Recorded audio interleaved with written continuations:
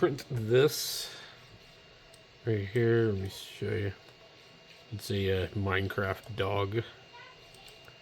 Let's go ahead and flip him back up. There you go. So we're printing it on its side because it's going to be easier. When you print it on its side, you have less trouble. You always need to assess those type of things before you start printing. I'm using the really, really old printer. Well, not really, really old, but I don't know what year these things are. I'm using this old PLA. I notice this stuff really, really doesn't print good unless it's hot. Like it needs to be at 220. So this is really weird software because it shows 2 extruders.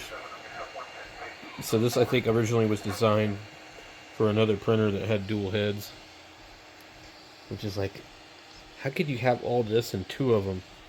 I know I've seen the cr10 that had 2 things going in it. Anyway, we're going to print this and see how it turns out.